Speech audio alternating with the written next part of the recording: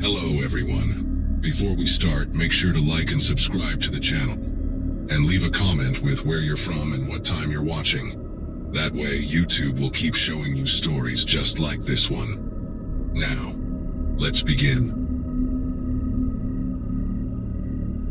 Most people don't realize how isolated you get driving trucks for a living. It was late October 2022, and I'd been hauling freight across the Midwest for about 8 years at that point.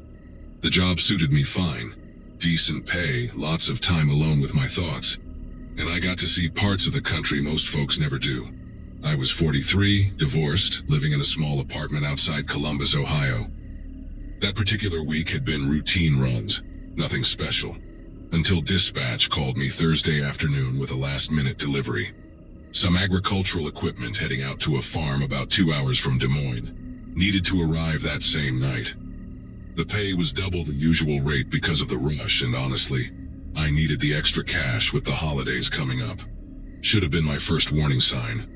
But money has a way of making you ignore your instincts.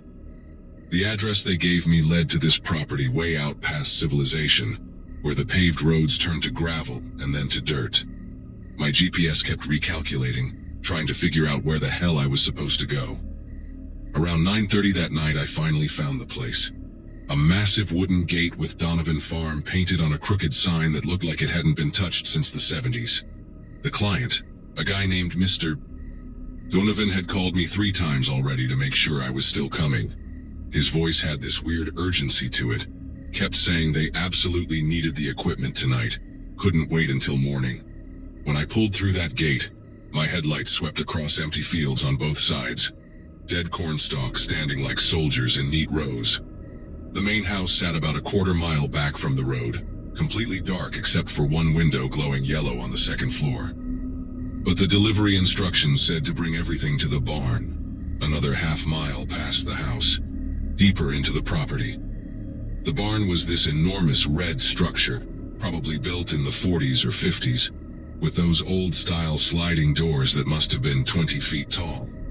Mr. Donovan was already waiting outside when I pulled up, standing under a single floodlight that barely pushed back the darkness around us. He was maybe 60, wearing overalls and a flannel shirt that hung loose on his skinny frame. What struck me most were his eyes. They kept darting around, never staying on me for more than a second before checking the darkness behind the barn, then the truck, then back to the shadows. He walked up before I even got out of the cab, talking fast about how grateful he was that I made it, how important this delivery was for their operation. The way he said operation stuck with me. Not farm, not business. Operation. He kept wringing his hands while he talked, and I noticed dirt caked under his fingernails. The kind that gets so deep it becomes part of your skin. I backed the trailer up to the barn doors like he asked, and that's when things started getting weird. Usually clients have their own people to help unload, especially for heavy equipment. But Mr. Donovan insisted it was just him and me.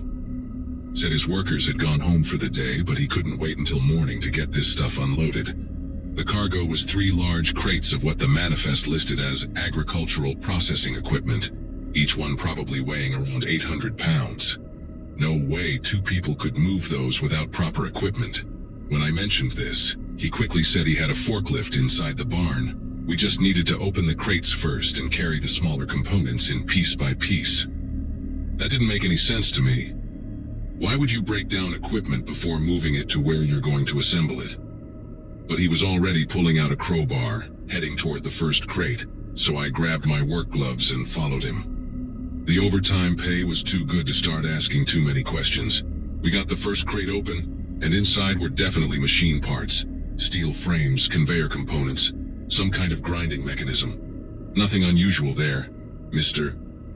Donovan grabbed one end of a frame piece, motioning for me to take the other. The barn doors were already open, just a black rectangle waiting for us. As we carried that first piece toward the entrance, he started talking again, his voice echoing weird in the night air. He was going on about how they were expanding their operation, how they needed more processing capacity, how business was booming. But everything about the place screamed the opposite. No fresh tire tracks except mine. No lights in any of the outbuildings. No signs anyone had worked this land in months. We stepped through those barn doors, and immediately the smell hit me. It was this mix of old hay, motor oil, and something else underneath.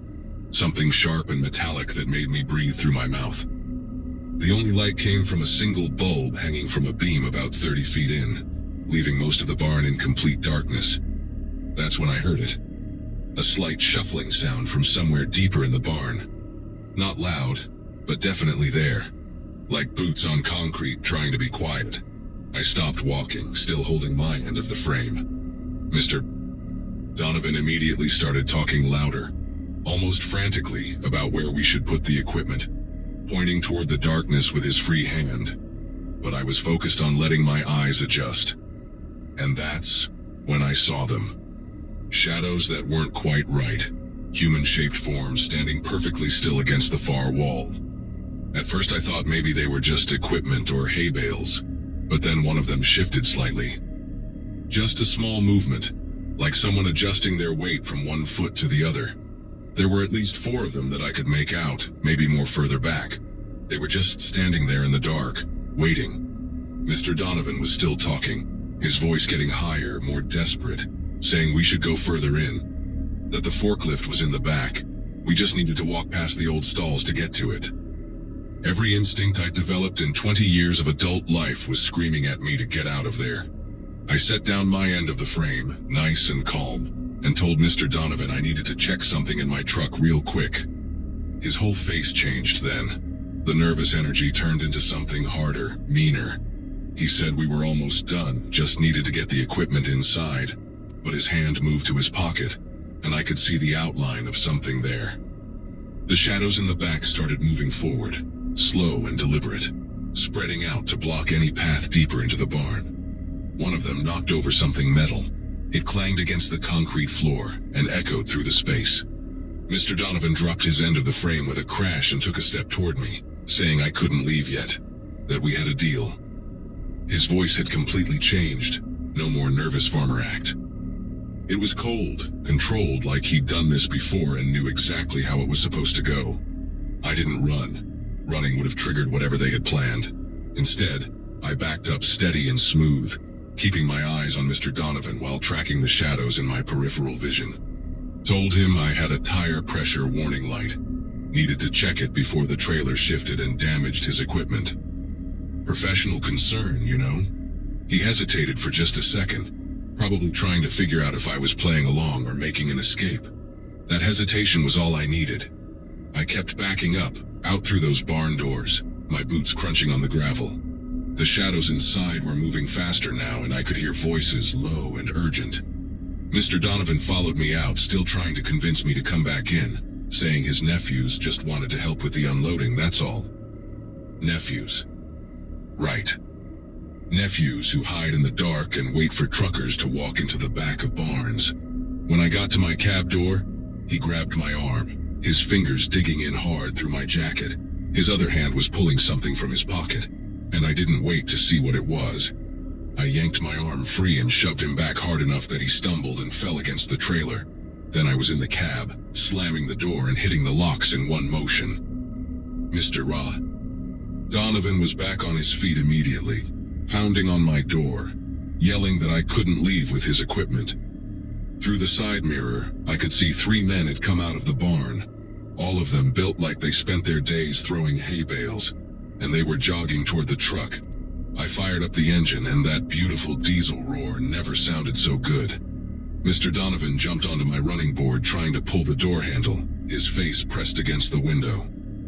I could see his teeth, yellow and crooked, as he shouted threats about what would happen if I left. The 3 men were almost at the truck now, and one of them was carrying what looked like a crowbar. I dropped it into gear and started rolling forward, slow at first. Mr. Donovan held on for maybe 10 feet before he had to let go or get pulled under the wheels. The smart thing would have been to just drive straight out, but I needed to unhook that trailer. No way I was leaving them with $800,000 worth of equipment to maybe fence or use as bait for the next driver. I pulled forward about 50 yards, jumped out with my pin puller, and had that 5th wheel uncoupled in record time. The men were running toward me now, actually running, and I could hear Mr. Donovan shouting instructions to them. Something about the truck, don't let him leave with the truck. That's when it clicked. They didn't want the cargo at all. They wanted my rig. Probably planned to knock me out or worse in that barn, take the truck, and leave me and the empty trailer to rot on this property. I jumped back in the cab just as the first guy reached me, his crowbar swinging toward my windshield. The glass spiderwebbed but held as I gunned it, leaving them all in a cloud of dust and diesel exhaust. In my mirrors, I could see them standing there in the headlight beams from the abandoned trailer. Mr. Donovan still yelling, waving his arms like a madman. I drove straight through that wooden gate without slowing down, pieces of it flying everywhere, and didn't stop until I hit the main highway. Then I pulled into the first well-lit truck stop I found and called 911. The sheriff's deputy who showed up took my statement, looked at the damaged windshield and said he'd check it out. But his expression told me everything. This wasn't his first call about something weird happening out on those back roads. He asked me if I could identify any of the men besides Mr. Donovan, and I gave him what details I could remember. He wrote it all down, said they'd investigate, but warned me that by the time they got out there, the place would probably be cleaned up, looking like a normal farm again. These people knew how to play the game, he said. They'd have some story ready about a disagreement over payment, maybe even file a complaint against me for stealing their equipment. The deputy suggested I call my dispatcher, report everything to my company, and maybe avoid deliveries to isolated farms for a while. The next morning, my dispatcher called me, mad as hell, but not at me. Turns out the shipping company that contracted the delivery didn't exist. The paperwork was fake. The payment authorization was from a stolen credit card, and the phone number Mr. Donovan had been calling from was a burner. The whole thing was a setup from the start. But here's what really got to me. When I started asking around at truck stops talking to other drivers, I heard stories. Similar situations, always at night. Always isolated farms or warehouses. Always urgent deliveries with premium pay. Most drivers who took those jobs and actually went through with going into the buildings were reported as missing. Their trucks found abandoned states away, stripped clean. The drivers themselves? Never found. The FBI apparently had a task force on it, but these operations moved around. Different states, different names, always one step ahead. I was lucky. Lucky I noticed those shadows. Lucky I trusted my gut. Lucky I got out when I did. Now I stick to daytime deliveries, established companies only, and if something pays too good to be true, I remember that night at the Donovan farm and pass on the job. Some money just isn't worth it.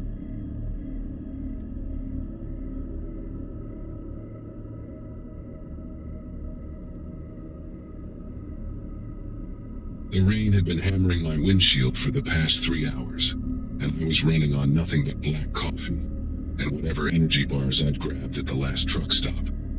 I'd been hauling freight cross-country for about 12 years at that point, mostly electronics from warehouses in California heading east.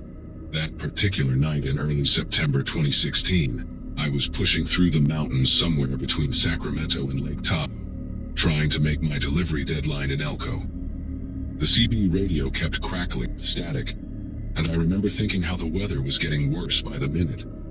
My wife Amy had called earlier, telling me our daughter Sophia had won her spelling bee at school, and I was feeling that familiar ache of missing another milestone. I'd promised them both I'd be home by the weekend, and I was determined to keep that promise, which meant pushing through despite the storm. The particular stretch of highway I was on had these brutal switchbacks that even experienced drivers hated, especially in weather like that.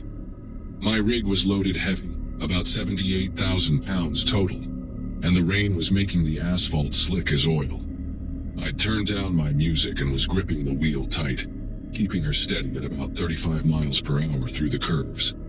The headlights were cutting through sheets of rain, and visibility was maybe 30 feet at best. I kept checking my mirrors, making sure my trailer wasn't sliding, when I came around this particularly nasty bend that the locals apparently called Dead Man's Curve. The road curved sharply to the right, with a sheer rock wall on one side, and nothing but darkness and a steep drop on the other.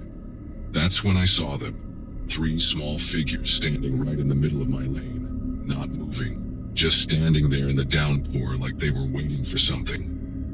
Every instinct I had from years of driving kicked in at once. I yanked the wheel hard to the left while hitting the brakes, but not too hard. Jackknifing a fully loaded semi on a wet mountain road would have been a death sentence. The figures didn't move, didn't flinch, didn't even react to my horn blaring or the massive 18-wheeler barreling toward them. They looked like kids, maybe 8 or 9 years old, wearing what appeared to be yellow raincoats that were way too bright, almost glowing in my headlights. Their faces were turned down, hidden under the hoods, and their arms hung straight at their sides in this unnatural way that made my chest tighten. The truck started sliding sideways, the trailer pushing me toward the guardrail, and I could hear the tires screaming against the wet pavement. I managed to thread the needle between those figures and the rock wall, missing them by inches, feeling the entire rig shudder as I fought to keep control. Once I cleared them, I immediately started looking for a place to pull over, my heart pounding so hard I could hear it over the engine. There was a small turnout about a quarter mile ahead, barely big enough for my rig, but I made it work.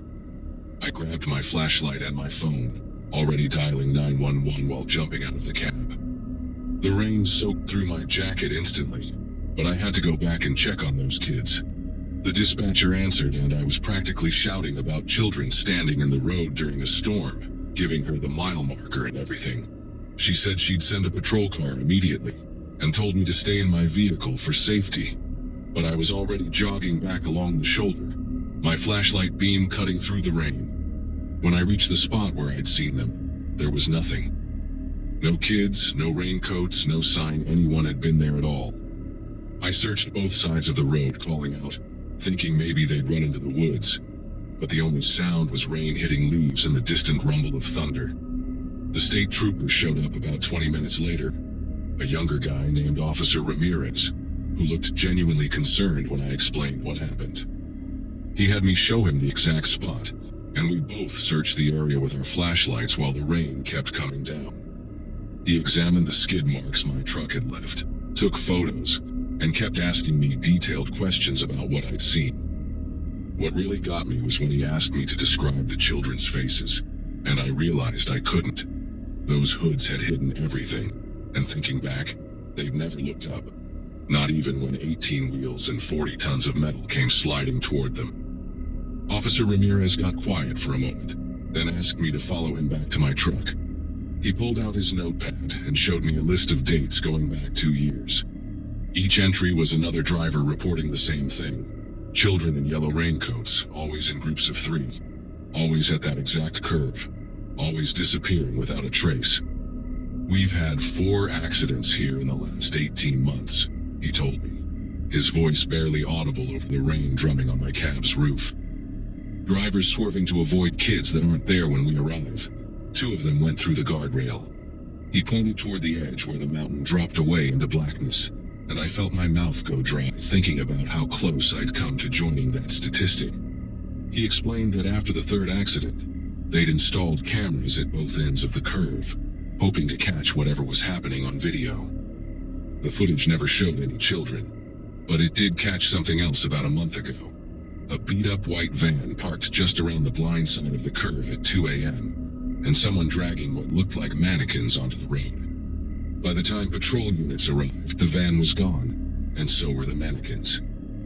Officer Ramirez pulled up a grainy photo on his phone showing 3 child-sized figures in yellow rain gear, positioned exactly where I'd seen them, except these were clearly artificial, with rigid limbs and faces that were just blank plastic heads under those hoods. The officer explained that they suspected it was either insurance fraud or something worse, cargo theft. Make a driver crash or stop suddenly, then while everyone's dealing with the accident or searching for injured kids, accomplices raid the trailer. He mentioned they'd found evidence of break-ins on 2 of the crashed trucks, though the drivers hadn't survived to confirm what was taken. The mannequins were weighted at the base, he said, designed to stand upright even in strong wind, and the yellow raincoats were made from some kind of reflective material that lit up like crazy under headlights. Whoever was doing this had put serious thought into the setup. They knew exactly where to place them for maximum effect, right at the sharpest point of the curve, where drivers would have the least time to react and the most dangerous options for evasive maneuvers. Officer Ramirez asked me to check my trailer locks and seals, and sure enough, there were fresh scratches around the locking mechanism, like someone had been working on it with tools before something interrupted them. That's when we heard another truck coming up the mountain, the distant roar of a diesel engine fighting the grade. Officer Ramirez immediately got on his radio, calling for the nearest unit to stop all commercial traffic on this section until we could clear the scene. But the sound was getting closer fast, and we both knew the driver wouldn't see our vehicles until they came around that curve. The officer ran to his patrol car and hit every light he had. The whole area lit up blue and red like a carnival, reflecting off the rain and the rock walls. I grabbed my emergency flares from the cab and started running back toward the curve, igniting them as I went, throwing them onto the road to create a warning trail. We could hear the truck's jake brake engaging, that distinctive stuttering roar echoing off the mountains, which meant the driver had seen something and was trying to slow down. The truck came around the corner doing maybe 25, slow enough to stop when he saw us, and the driver, an older woman with gray hair pulled back in a ponytail, rolled down her window looking shaken. "Did you see them?" she asked, before either of us could speak, her voice trembling. "The kids in the road, about 2 miles back, just standing there?" Officer Ramirez and I exchanged glances, and he quickly approached her truck while I stood guard watching the road. She explained that she'd seen 3 figures in yellow raincoats near a pull-off area down the mountain. But when she'd checked her mirrors after passing, they were gone. The officer immediately called for backup to search that location, suspecting the criminals were working multiple spots or had moved their operation after seeing the police lights. The woman, whose name was Gloria, said she'd been driving this route for 15 years and had heard stories about Dead Man's Curve, but never believed them until tonight. While we were talking, another call came through on Officer Ramirez's radio. A motorist had just reported seeing a white van speeding down the mountain on a service road that ran parallel to the highway, heading toward the valley. The timing was too perfect to be coincidence. Officer Ramirez told Gloria and me to continue to the next town and file official reports at the station, but I couldn't just leave without knowing more. I asked if I could follow him to wherever they were searching for that van, and surprisingly, he agreed, probably figuring a witness might be helpful if they caught anyone. We formed a small convoy, his patrol car leading, my rig following, and Gloria behind me, descending the mountain carefully while more police units raced past us heading up to secure the curve. About 10 minutes later, we reached an old way station that had been closed for years, and there it was, a white van with its engine still warm, abandoned behind the building. The back doors were open, revealing exactly what we'd feared. 3 child-sized mannequins dressed in yellow raincoats, along with several more in various outfits. There were also tools, rope, and what looked like electronic equipment for monitoring police scanners. But the people responsible were nowhere to be found, having apparently fled on foot into the surrounding forest. The police brought in dogs and searched all night, but the rain had washed away most of the scent trail. They did find footprints leading to a creek where the tracks disappeared, suggesting whoever it was knew exactly how to evade tracking. Inside the van, they discovered notebooks with detailed information about trucking routes, delivery schedules, and specific cargo manifests. These people had been studying their targets for months. What really made my skin prickle was finding my own company's logo on one of the papers, along with notes about the electronics shipments we regularly hauled through that pass. Officer Ramirez showed me a map they'd found with dozens of red marks along various mountain roads throughout California and Oregon, each mark dated and annotated with codes they were still trying to decipher. The FBI got involved the next morning, treating it as organized cargo theft across state lines. They interviewed me for 3 hours, going over every detail, every second of what I'd experienced. Turns out similar schemes had been reported in Washington and Idaho, always using the same method. Mannequins designed to cause crashes or emergency stops, always targeting specific types of cargo. They never caught the people responsible, at least not that I ever heard about.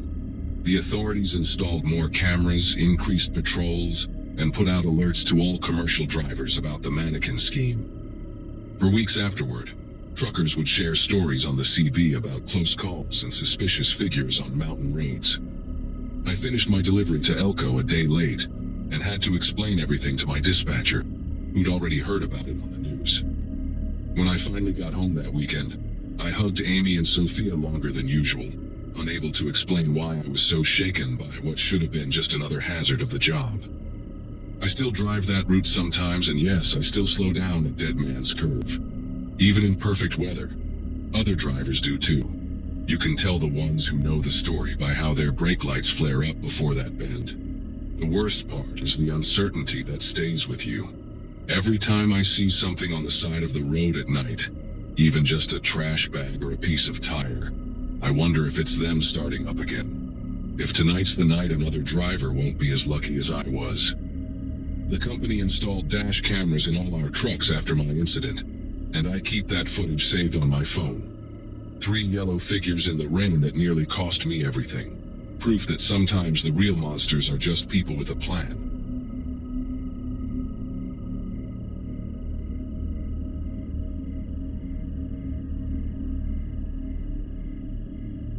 I need to tell someone about what happened to me last Wednesday night on Highway 50, because I'm still trying to process it myself. I'm a long-haul trucker, been driving 18-wheelers for about 12 years now, mostly running freight between Nevada and Colorado. The name's Martin, and I usually pride myself on being pretty level-headed. You have to be when you're hauling 60,000 pounds of cargo through mountain passes and desert stretches. That particular night, I was carrying a load of electronics from Reno to Denver. Nothing too valuable, but enough to make me cautious. I'd left Reno around 6 in the evening, planning to drive through the night since traffic would be lighter, and I could make better time. My wife Joanna was expecting me home by Friday afternoon, and I wanted to grab some sleep at the depot before heading to our place in Aurora. The weather was clear. Just a regular November evening with temperatures dropping, but no snow in the forecast. Highway 50 through Nevada is called the loneliest road in America, for good reason. You can drive for hours without seeing another soul. Just endless stretches of sagebrush and distant mountains. I actually prefer it that way most times. Gives me space to think, listen to podcasts, maybe call Joanna when I hit the spots with decent cell coverage. Around 9:30 that night, I was about 40 miles east of Austin, Nevada, when I first noticed the headlights in my mirrors. Now, seeing another truck on Highway 50 isn't unusual. Plenty of us use it as an alternative to I-80. But something about this one caught my attention right away. It was a Peterbilt, looked like a 579 model from what I could tell. Painted solid black with no company logos, no dot numbers visible, nothing. The trailer was one of those refrigerated units, also black, which struck me as odd because most reefer units are white or silver to reflect heat. The whole setup looked expensive. Custom maybe, but completely anonymous. I figured it was probably some owner-operator who liked to keep things low-key. Though in 12 years of driving, I'd never seen a completely unmarked commercial rig. At first, I didn't think much of it. The guy was maintaining a decent following distance, maybe 300 feet back, which is respectful spacing for night driving. But after about 20 minutes, I started getting this uncomfortable feeling in my gut. See, when you're driving long haul, you develop a rhythm, a pattern to your speed. Sometimes you'll push 70 on the straightaways, drop to 65 on the grades, maybe slow to 55 around the sharper curves. Most truckers behind you will either match your average speed and gradually fall back, or they'll find their own pace and eventually pass. But this black rig, it was matching me, move for move. Like we were connected by an invisible cable. When I'd ease up to 72, I'd watch those headlights in my mirror slowly creep up to maintain that same 300-foot gap. When I'd test it by dropping to 60, those lights would fade back, keeping the distance perfect. After 30 minutes of this, I knew something wasn't right. I tried to get a look at the driver when we passed under the occasional streetlight near the small towns, but the cab windows were tinted so dark I couldn't see anything inside. The thing that really started bothering me was how quiet my CB radio had gotten. Usually, even on Highway 50, you'll catch some chatter, Maybe someone complaining about speed traps or warning about deer on the road. But ever since that black truck appeared, my CB had been dead silent except for static. I tried calling out a few times, standard stuff like, "Westbound, you got your ears on?" but got nothing back. Even tried switching channels, thinking maybe my radio was acting up, but every frequency was the same. Just that low, empty hiss. I grabbed my phone to call Joanna, let her know I was running on schedule, but I had no signal, which wasn't unusual for that stretch. Still, the combination of the silent CB and that truck maintaining perfect distance was making the hair on my neck prickle. About an hour into this strange dance, I decided to test something.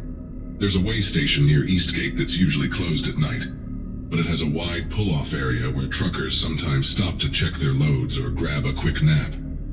I put on my turn signal way early, giving plenty of warning, and started slowing down for the exit. Sure enough, those headlights behind me started blinking, left turn signal matching mine. My mouth went dry as I watched this happen. I kept slowing, dropped to about 40, then 35 as I approached the off-ramp. But at the last second, I canceled my signal and accelerated back onto the highway, pushing my rig harder than I usually would. The black truck followed my exact move. Canceled signal, smooth acceleration, right back to that 300-foot distance. That's when I knew for certain this wasn't coincidence or some driver who just happened to be going my way. This person was deliberately following me, had been for over 50 miles now. My mind started racing through possibilities, none of them good. Maybe someone knew what I was hauling. Electronics aren't drugs or guns, but a trailer full of laptops and tablets could be worth decent money to the right fence. Or maybe this was something else entirely, something worse. I'd heard stories at truck stops, drivers talking about rigs that would follow you until you stopped. Then bad things would happen. Hijackings where they'd beat you half to death and leave you in the desert. Some guys even claimed there were crews that would force you off the road in remote spots, make it look like you'd fallen asleep at the wheel. I'd always figured those were just trucker tales, stories that got bigger with each telling. But sitting there with that black rig glued to my bumper, those stories didn't seem so far-fetched anymore. The stretch of road ahead was particularly desolate. Wouldn't see another town for 30 miles, and cell coverage was non-existent. I started doing the math in my head. I had about 3/4 of a tank, enough to make it to Ely without stopping. But that was still almost 2 hours away. The nearest rest stop was about 40 minutes ahead.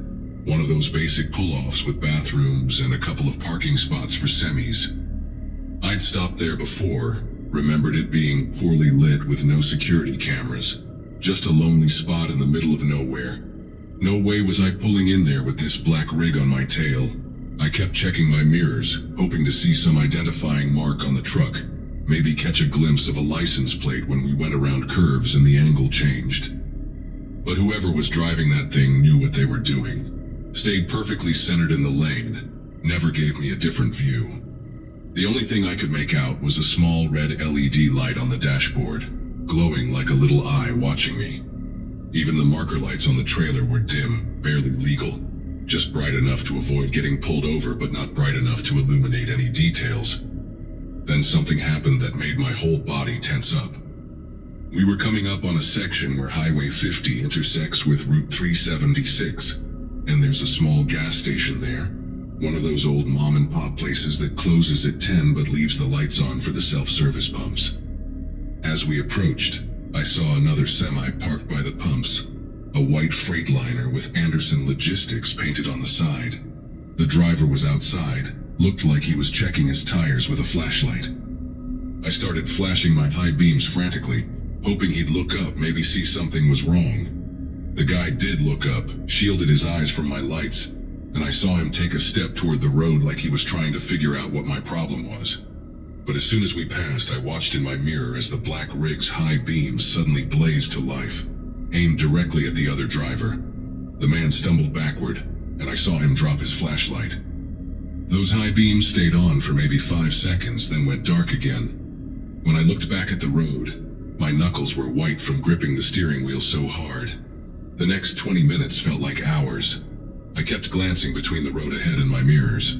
watching those headlights maintain their perfect distance. My shirt was soaked with sweat, even though I had the AC running. I tried the CB again, scanning through all 40 channels, but it was still dead. That's when I remembered something. My nephew had given me a dash cam last Christmas, one of those dual camera setups that records both front and rear. I'd installed it, but honestly forgot about it most of the time. The memory card could hold about 6 hours of footage before it started overwriting. I reached up and made sure the little red recording light was on, then adjusted my rearview mirror slightly to make sure it was catching the black rig. At least if something happened, there'd be evidence. The thought of if something happened made me want to vomit. I'd been in close calls before. Tire blowouts, ice storms, even had a drunk driver sideswipe me once near Salt Lake City. But this was different. This was deliberate, calculated, patient. Whoever was in that truck was waiting for something, and I had a sick feeling I knew what. Finally, I saw the sign for the Hickison rest area coming up. 2 miles. It wasn't much, just a pull-off with some picnic tables and basic facilities. But I remembered it had something important. A clear view of the road in both directions, and enough space to turn around quickly if needed. More importantly, it was on a slight hill, which meant I'd have the high ground if things went bad. I know that sounds paranoid, but when you've got 70 miles of nothing in every direction, and someone's been stalking you for over an hour, paranoid starts feeling pretty rational. I made my decision quickly, no signal this time, just suddenly veered toward the exit at the last possible moment. The black rig's brakes locked up behind me. I heard the squeal even over my own engine, and for a second I thought it might jackknife trying to follow. But the driver recovered, wrestling that monster onto the exit ramp behind me. As I pulled into the rest area, my headlights swept across the empty parking area. No other vehicles, no witnesses, just me and whoever was about to follow me in. I positioned my truck strategically, nose pointed toward the exit, engine still running. Then I waited, watching in my mirrors as the black rig slowly rolled into the rest area and stopped about 50 feet behind me, engine idling with a low, menacing rumble. We sat there for what must have been 5 minutes, though it felt like an eternity. Neither of us moved, neither shut off our engines. I could see the silhouette of someone in the driver's seat of the black rig, but the tinted windows still prevented me from making out any features. They just sat there, waiting, watching. I had my phone in my hand, praying for even 1 bar of signal, but got nothing. Then I noticed something that made my chest tighten. A second figure moving inside the cab, shifting from the sleeper berth to the passenger seat. There were 2 of them. My mind raced through my options. I couldn't outrun them. Their rig looked newer and probably had more horsepower. Fighting was out of the question. I'm 53 years old with a bad knee, and there were 2 of them. I kept my hand on the gear shift, ready to slam it into drive if either of them opened a door. The waiting was excruciating. I could hear my own heartbeat over the rumble of the engines. Then, suddenly, their CB crackled to life, not with words, but with this strange clicking sound, rhythmic, almost like Morse code, but not quite. Click, click, pause, click, click, click, pause, click. It went on for maybe 30 seconds, then stopped. I didn't know what it meant, but it felt like a countdown, or worse, a signal to someone else. That's when I saw the headlights approaching from the west, another vehicle coming fast. As it got closer, I realized it was a Nevada Highway Patrol cruiser. I'd never been so happy to see those lights in my life. I immediately started flashing my high beams and hit my air horn 3 times, the universal trucker signal for distress. The patrol car slowed, pulled into the rest area, and positioned itself between me and the black rig, those LED light bars illuminating everything in harsh blue and white. The officer got out, hand resting on his sidearm, and walked toward the black truck. I watched him knock on the driver's window, saw it roll down just a few inches. They talked for maybe 2 minutes, though I couldn't hear what was said. The officer walked around the rig, shining his flashlight on the sides, and I saw him pause at the back of the trailer, taking photos with his phone. Then he came over to me. Officer Colton, according to his name tag, mid-30s, looked dead serious. Asked if I was all right, if these guys had threatened me. I told him everything. The following, the synchronized movements, the intimidation at the gas station. He nodded, Told me he'd gotten 2 other reports that week about a black semi following drivers on Highway 50, though I was the first one who'd actually stopped. He said the plates came back registered to a shell company that didn't really exist, and they'd been trying to catch these guys for weeks. Apparently, 3 drivers in the last month had been robbed after being followed, forced off the road in remote spots, beaten, cargo stolen. He told me to wait while he called for backup. Within 15 minutes, 2 more patrol cars arrived, and the rest area looked like a crime scene with all the flashing lights. The officers surrounded the black rig, weapons drawn, ordering the occupants out. Through my mirrors, I watched 2 men exit the cab, hands raised. The driver was tall, maybe 6'4", wearing a gray hoodie and jeans, completely unremarkable except for a neck tattoo that looked like barbed wire. The passenger was shorter, stockier, had a shaved head and wore a leather jacket despite the cold. Both looked calm, almost amused, like this was just a minor inconvenience. The officers cuffed them and one started searching the cab while another checked the trailer. That's when things got interesting. Officer Colton came back to me, told me they found something in the cab. A notebook with detailed logs of trucks they'd been following. License plates, cargo manifests somehow obtained illegally, driver names, home addresses, regular routes. My information was in there, down to my wife's name and our address in Aurora. They even had notes about when I usually stopped for fuel and which rest areas I preferred. The trailer was empty except for some tools that looked like they were meant for breaking into other trailers. Bolt cutters, crowbars, some kind of electronic device that Colton said was probably for disrupting trailer GPS units. These guys were professionals, had been doing this for who knows how long. The investigation took another 2 hours, with officers taking my statement, copying my dashcam footage, and documenting everything. They told me the 2 men were already wanted in connection with similar crimes in Utah and Arizona, part of a larger ring that targeted long-haul truckers carrying electronics and pharmaceuticals. The black rig was one of 3 they operated, all identical, all registered to fake companies.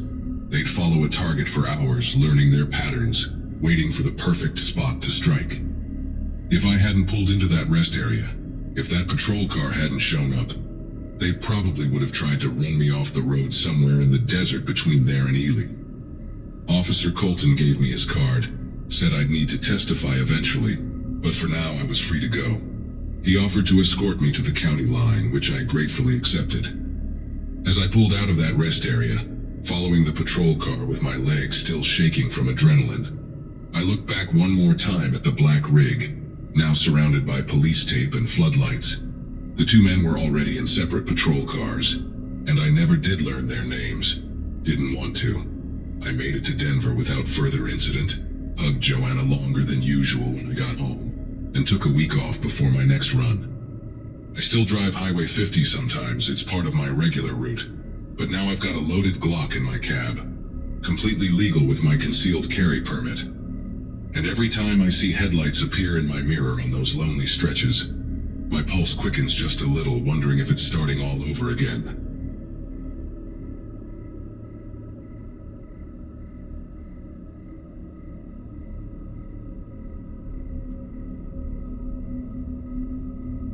I need everyone here to understand that what happened to me last April still makes me check my mirrors constantly, even when I'm just driving to the grocery store. I was hauling a load of automotive parts from Milwaukee to Kansas City, a route I'd done maybe 50 times before. At 38, I'd been driving trucks for almost 15 years, mostly doing these Midwest runs where you get to know every rest stop, every good diner, every speed trap. My wife Jennifer and our 2 kids were used to me being gone 3-4 days at a stretch, and I always made good money, because I preferred the night drives when traffic was lighter and I could make better time. That particular run started like any other. Loaded up around noon, grabbed dinner at this place that makes incredible meatloaf sandwiches, and hit the road proper around 8 p.m. when the sun was setting behind the cornfields. The first few hours were perfect driving weather. Clear skies, temperature dropping to that comfortable 60 degrees where you don't need the AC but you're not cold either. I had my thermos full of coffee, a bag of those pretzel rounds I'm addicted to, and my CB radio crackling with the usual chatter from other drivers. Around midnight, somewhere on I-80 through Iowa, most of the radio traffic had died down to just occasional check-ins about speed traps or weather conditions ahead. I was making great time, probably doing 75 in a 70 zone, when I heard something that made me turn down my music. Through the static came this voice, real clear and calm, saying, "Hey there, Garrett. How's that Freightliner handling tonight?" Now I drive a Freightliner Cascadia. Pretty common rig, but hearing my actual first name instead of my handle Midwest Ghost made me pause. Nobody on the CB uses real names unless they know you personally, and this voice didn't sound familiar at all.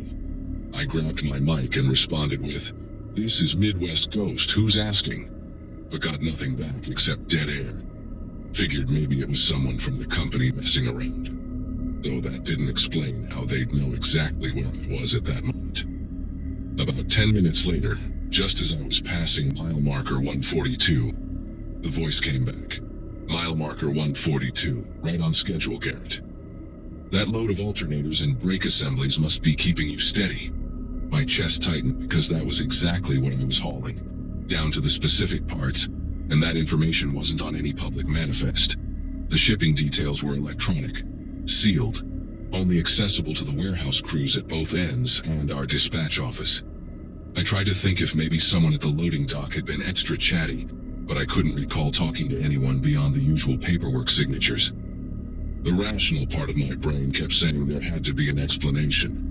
Maybe dispatch was playing some stupid late-night prank, or another driver from my company was having fun at my expense. But then the voice came through again, and this time it said something that made me grip the steering wheel harder. "Jennifer's probably asleep by now, tucked in that blue comforter you bought her for Christmas. Your boy Mason's got that baseball game on Saturday you're gonna miss." I nearly swerved into the rumble strips. How could anyone know about my son's little league schedule, or what color our bedroom comforter was? These weren't things I talked about on the radio, ever. My personal life stayed personal, and I used the CB strictly for traffic and weather. Maybe the occasional joke with drivers I'd known for years. I switched off my CB completely, something I never do because it's like driving blind without traffic updates from other truckers. The silence in the cab felt wrong, but not as wrong as that voice knowing things about my family. My phone was mounted on the dashboard and I thought about calling Jennifer, but what would I say? "Hey, honey, some creep on the radio knows about our comforter?" She'd think I'd been driving too long, needed to pull over and sleep. The weird thing was, I wasn't tired at all. Adrenaline had me wide awake now, checking every single vehicle that passed me, studying them in my side mirrors as they disappeared into the darkness ahead. About 20 miles down the road, I couldn't stand the silence anymore and flipped the CB back on, switching to channel 19, the main trucker channel, hoping to hear normal chatter that would calm my nerves. Instead, the very second I turned it on, that same voice was already there, like it had been waiting. "Channel 19, Channel 9, Channel 28. Doesn't matter where you go, Garrett. I've been listening to you for weeks now. That story you told about finding that injured dog near Waterloo. Really touching. The way you complain about the coffee at that Flying J near Davenport. Hilarious." My mouth went completely dry. Those were conversations from different trips, different times of day, scattered across the last month. Someone had been monitoring me, recording maybe, building up this whole profile of my life through casual CB conversations. The voice continued, almost conversational now. "You're wondering how, aren't you? It's actually pretty simple when you know what you're doing. Your CB registration, your DOT number. Cross-reference that with some shipping databases. Social media is gold for family details. Jennifer really should make her Facebook more private." That's when I noticed the headlights in my mirrors, maybe a quarter mile back, maintaining perfect distance. Cars had been passing me all night, but this one just sat there, matching my speed exactly. When I nudged the accelerator up to 80, those headlights stayed put. When I eased back down to 70, same thing. The voice on the CB came through again.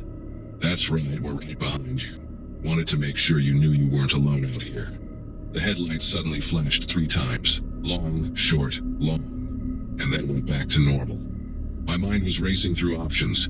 Call 911, take the next exit, pull into a rest stop where there'd be other people. But truckers know that calling cops about someone following you on the interstate rarely gets immediate response, especially when you can't prove any actual crime. And stopping seemed like exactly what this person wanted me to do.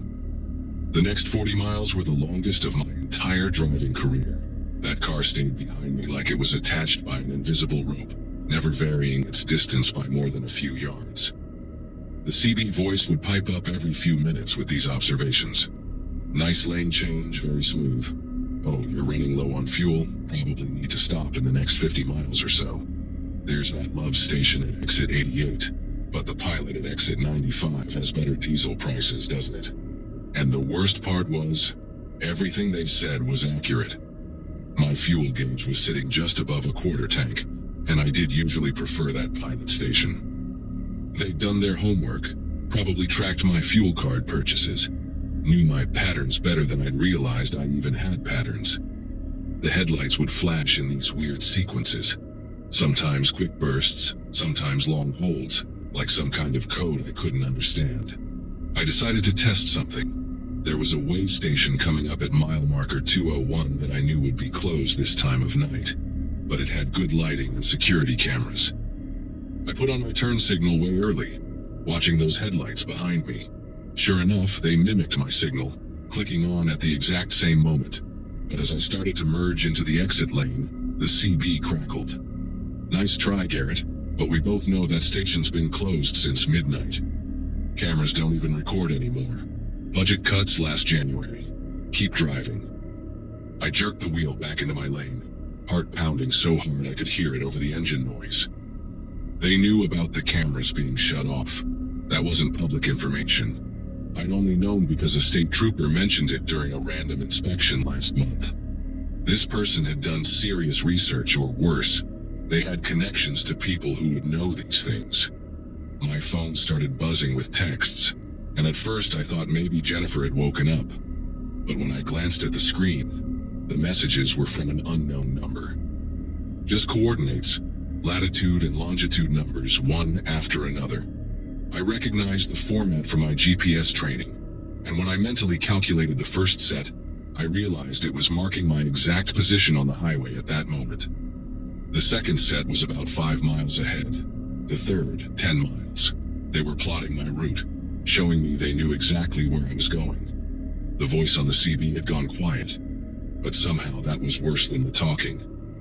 All I had now was the steady hum of those headlights in my mirror, and the occasional buzz of another coordinate text. My fuel gauge kept dropping, and I knew I'd have to stop soon whether I wanted to or not. The pilot station sign glowed in the distance, and I had maybe 15 miles worth of diesel left, 20 if I pushed it. My mind was working through scenarios. Pull in fast, fuel up with the engine running, ready to bolt. But truckers know you can't just tear out of a fuel station with a big rig. It takes time to maneuver, time to build speed. The headlights behind me started flashing again, rapidly this time, almost celebratory, like they knew decision time was coming. Then the CB voice returned, but different now, excited.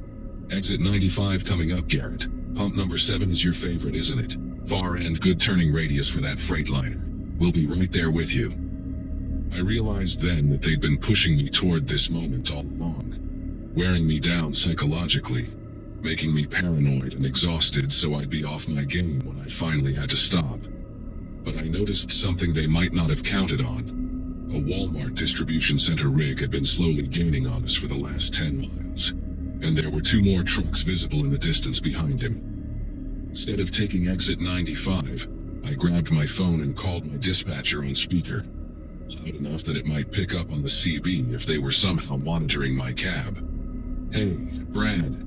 Yeah, I'm at mile 290, running low on fuel, going to stop at the pilot exit 95, but I've got a vehicle that's been pacing me for about 60 miles, acting suspicious. White sedan, can't make out the plates. I'm documenting everything for insurance and duty. Brad's gravelly voice filled the cab, concerned and alert. You need me to call State Patrol? I watched those headlights suddenly fall back, dropping speed rapidly. Stand by, Brad. I said, keeping my voice steady. Vehicle is now decreasing speed, falling back. But yeah, give State Patrol a heads up, I'm pulling into the pilot in about 2 minutes. The CB stayed silent. The headlights kept falling back until they were just distant dots, then suddenly took an exit before the pilot, disappearing into the darkness of some side road. I pulled into the pilot with my whole body tense, scanning every vehicle in the lot, every shadow between the parked trucks. Brad had called back saying State Patrol would swing by within 20 minutes, and 2 other drivers from my company were about 30 miles behind me if I needed backup. I fueled up at pump 5, not 7, with my doors locked and engine running, against all safety protocols, but I didn't care. The whole time I kept watching for that white sedan, for anyone approaching my rig, for any face that seemed too interested in what I was doing. The other truckers around me were just doing their normal routines, checking tires, grabbing coffee, stretching their legs, completely unaware that I just spent the last 2 hours being stalked by someone who knew more about my life than some of my relatives do. When the state trooper showed up, a young guy named Officer Pearson, I showed him the GPS coordinates texts, told him about the CB conversations, described the car's behavior. He took it all seriously, said they'd had similar reports recently, possibly someone targeting truckers for cargo theft or worse.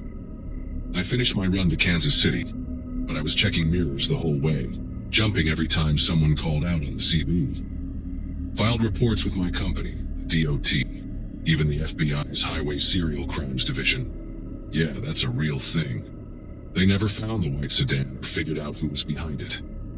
Changed my route schedule, got a new CB handle, made Jennifer lock down all our social media. The investigators said it was probably someone with insider knowledge of the trucking industry, possibly working with crime rings that target specific high-value loads. These days I run team drives mostly, never alone on those night runs anymore.